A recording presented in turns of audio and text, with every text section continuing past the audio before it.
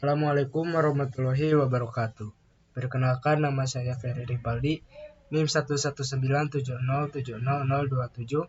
Di sini saya akan menjelaskan mengenai Nyquist dan efek aliasing untuk memenuhi ujian akhir semester mata kuliah praktikum pengolahan sinyal digital. Dalam pengolahan sinyal digital, kita biasa mengenal sinyal analog dan sinyal digital. Dalam merubah sinyal analog atau sinyal kontinu ke dalam bentuk sinyal diskrit, kita perlu melakukan proses terlebih dahulu, yaitu proses sampling atau pencuplikan. Sampling merupakan proses pengambilan sampel dari sinyal analog pada waktu tertentu dengan sangat cepat. Selain sampling, dikenal juga istilah kuantisasi, yaitu merubah angka analog menjadi digital selebar n bit. Artinya, jika hanya menggunakan 3 bit, maka hanya ada 2 × 3 sama dengan 8 tingkat data. Demikian seterusnya. Dalam melakukan sampling, harus memenuhi syarat Nyquist, di mana teorema Nyquist menyatakan frekuensi suara yang dicuplik adalah 2 kali dari kanal tunggal atau lebar pita, atau frekuensi sampling harus lebih besar 2 kali frekuensi maksimal. Ini merupakan sebuah contoh proses perubahan dari sinyal kontinu ke dalam bentuk sinyal diskrit, di mana ini merupakan hasil samplingnya yang berupa garis-garis ini. Kemudian apa yang akan terjadi jika teorema Nyquist itu tidak terpenuhi? Maka yang akan terjadi adalah efek aliasing, yaitu suatu fenomena di mana dua sinyal atau lebih sinyal yang berbeda tetapi tidak bisa dibedakan. Di sini contohnya, sinyal yang berwarna kuning, baik yang atas maupun yang bawah, merupakan sinyal aslinya. Akan tetapi saat dilakukan sampling untuk sinyal yang bawah yang berwarna abu ini, kurang dari 2 kali frekuensi maksimumnya, maka sinyal ini akan menyerupai sinyal yang atas, sehingga sinyal yang atas dan sinyal yang di bawah tidak bisa dibedakan. Selanjutnya kita akan ke dalam program MATLAB-nya. Yang pertama itu mengenai Nyquist. Di sini ada T untuk periode dimulai dari 0 sampai 1 detik. Kemudian frekuensi aslinya 2 Hz dengan Y sin merupakan sinyal sinus yang akan dibangkitkan. Yang pertama, untuk figur pertama, yaitu frekuensi samplingnya sama dengan frekuensi sinyal. Kemudian pada figur 2, frekuensi sampling sama dengan 2,5 kali frekuensi sinyal. Untuk figur 3,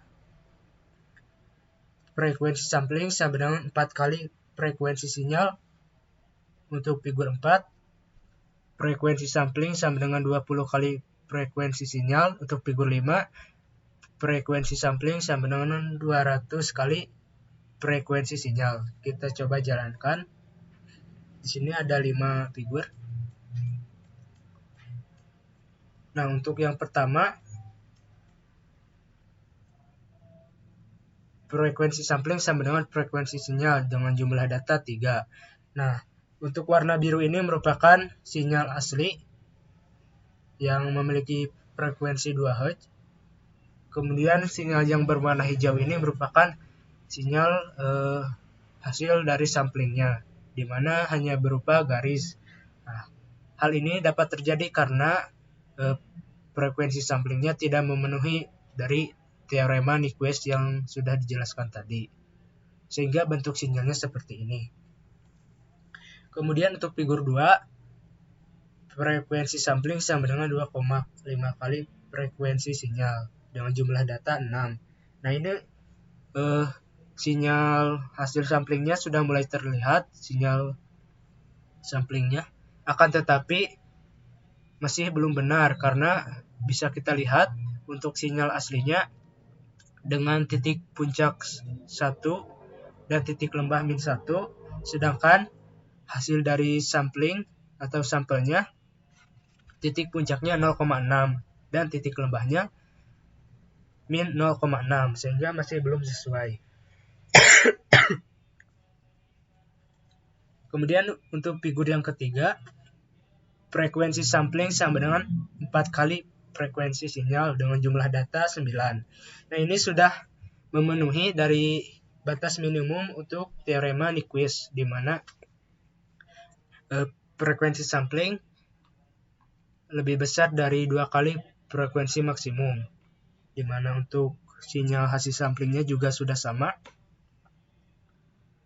untuk titik puncak dan titik lembahnya.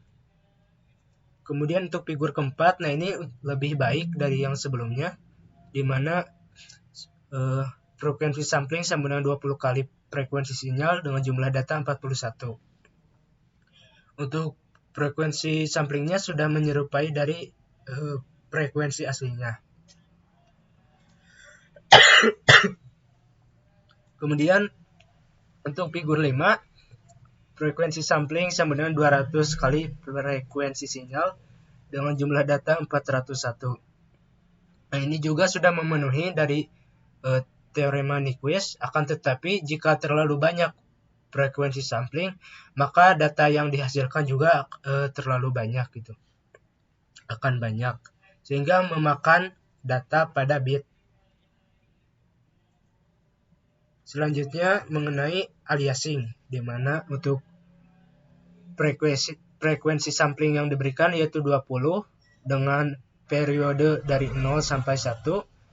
Untuk frekuensi pertama 1 Hz, frekuensi kedua 2 Hz, frekuensi ketiga 5 Hz, frekuensi keempat 10 Hz, frekuensi kelima 15 Hz, frekuensi 6 18 Hz, frekuensi 7 19 Hz. Kita coba jalankan. Nah, bentuk sinyalnya seperti ini, di mana untuk sinyal yang 1 Hz yang berwarna biru ini merupakan kebalikan dari sinyal yang berwarna merah atau memiliki nilai 19 Hz. Nah, ini merupakan efek aliasing atau alias, di mana sinyal yang satu ini alias dari sinyal yang 19. Begitu juga untuk yang 2 merupakan alias dari yang 18. Sehingga fenomena ini tidak dapat dibedakan untuk hasil samplingnya. Misalnya untuk 15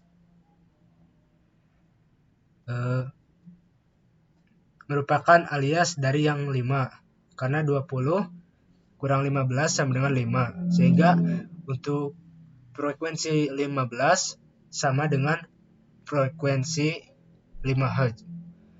Nah, untuk menghindari efek aliasing ini perlu memenuhi teorema Nyquist tadi, di mana untuk sampling harus lebih besar 2 kali dari frekuensi maksimum, seperti itu. Sekian dari saya, terima kasih. Wassalamualaikum warahmatullahi wabarakatuh.